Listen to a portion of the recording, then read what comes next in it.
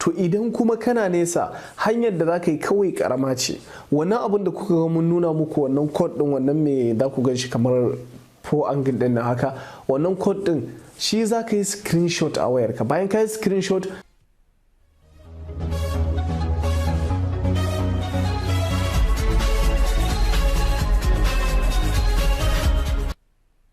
Assalamu alaikum warahmatullah, barkanmu da sake saduwa da ku bayan kwana biyu. Kafin mu shiga bidiyon mu kai tsaye kamar yadda muka saba, wasu channel din sukan dauki nauyin bidiyo don haka mukan tallata wayannan channel din. A yau ma insha Allah channel din da mu tallata muku ita ce wannan channel, wato channel din Abdurrahim TV. Channel ce da ta dauki nauyin wannan bidiyon don a kawo muku shi. A wannan channel ga masu sha'awar karanta labaran Hausa irin na yaƙi da na soyayya, na ilmantarwa da na tunani, kai tsaye za ku iya zuwa za ku samu bidiyoyinsu a ɓangaren karanta littafin Hausa suke. Kai tsaye maimakon ka je kana karanta littafin Hausa da kanka, za ka iya samun littafin a karance, kawai saurara ne aikinka. Da haka muna roƙonku da ku je ku taimaka wannan bawan Allah a yi masa subscribe don shi ma ya ci gaba da farantaran al'umma.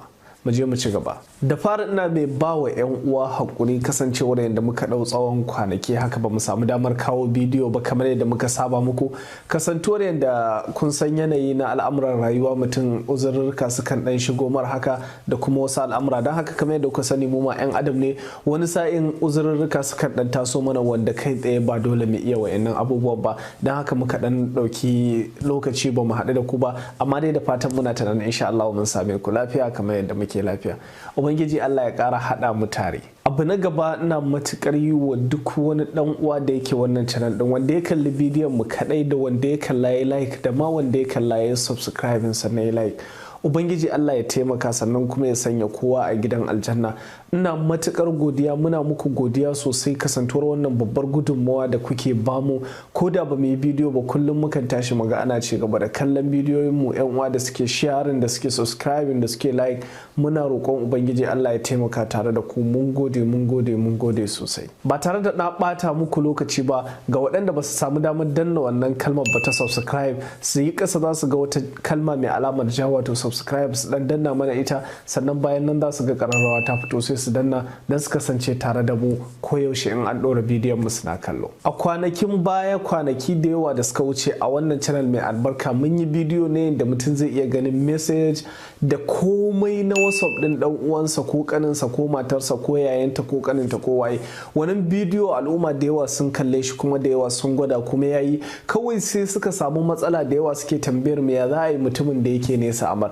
Da yawa sun yi amma bidiyon yayi ga mutumin da yake kusa da kai. To idan mutum yana nesa kuma ya za kai kamar wannan abu. To don haka muka yi kokari tun lokacin da mutane suke ta yawan tambayar mu a comment ya za a yi wannan abin, ya za a yi wannan abin, muka ga ya kamata a ce mun shiga mun nemo mun binciko musu hanyar da ake yin irin wannan abu don mu ga mun faranta muku rai. Da haka muka yi iya bakin kokarin mu wajen mu gano muku hanya ko kuma wani application da yake bada damar a bibi WhatsApp din wani ta nesa. To amma gaskiya kamar yadda ku sani, a dan karamin binciken mu da muka yi har yanzu ba mu samu wani application da yake bada damar da zaka iya binciken WhatsApp din wani ba ta nesa.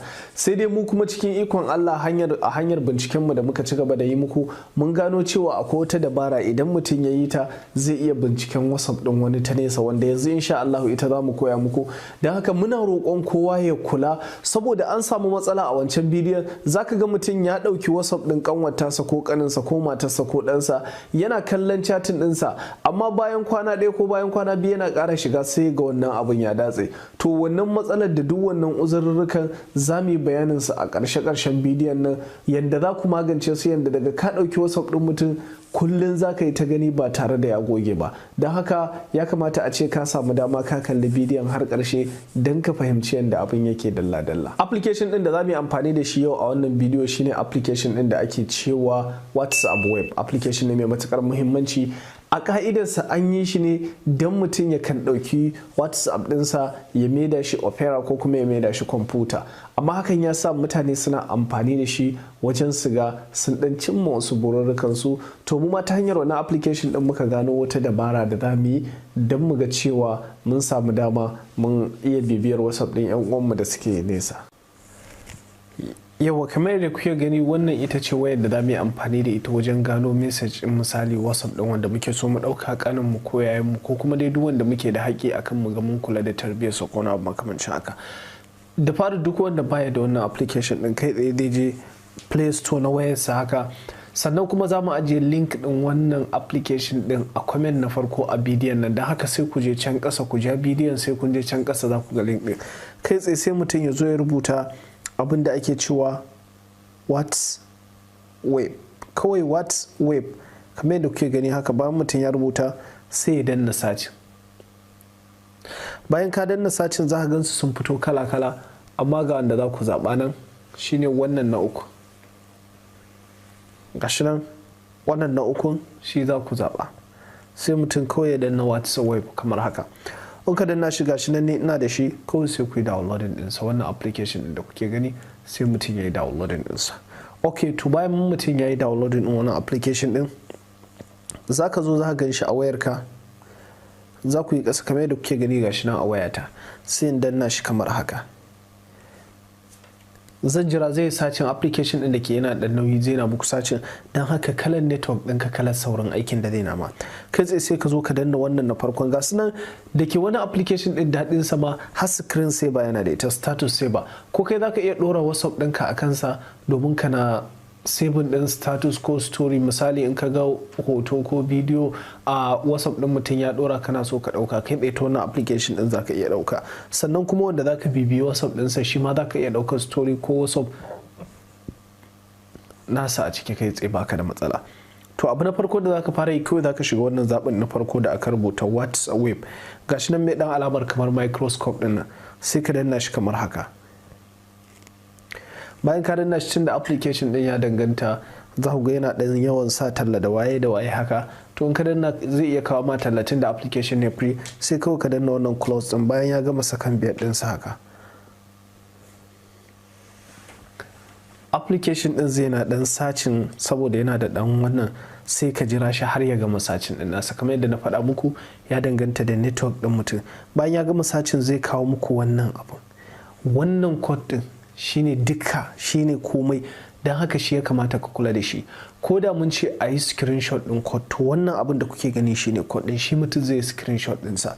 To bayan wannan code din ya bayyana kamar yadda kuke gani, ku tabbatar wannan abun akwai tick a kansa, wannan dan karamin da kuke gani. Sai ka zo ka dauki wayar wanda kake so, ka dauki whatsapp dinsa. Misali wayar wanda kake so kana ganin bayanansa a whatsapp, ko sai ka shiga whatsapp dinsa kamar haka.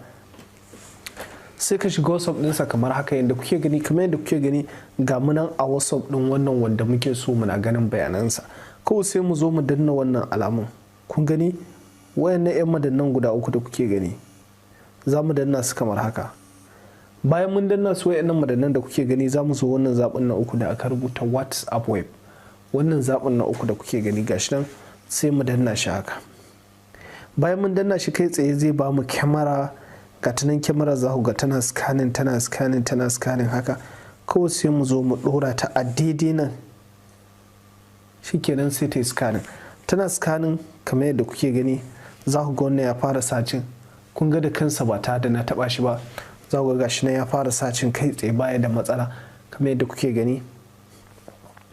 To yanzu yana gama sacin, zai kawo mun whatsapp din wannan bawan Allah. Duk abin da yake nan zan na iya ganin sa a nan cikin sauki. Yanzu yau kamar yadda kuke gani, ya ce mun phone not connected, ma'ana me wayar ba ta da connecting amma tana connecting. Don haka kai ma zai iya ma wannan tunatarwa da kuka ganta a cikin yalan rubutu, saboda idan wannan wayar ba ta kan intanet to akwai matsala.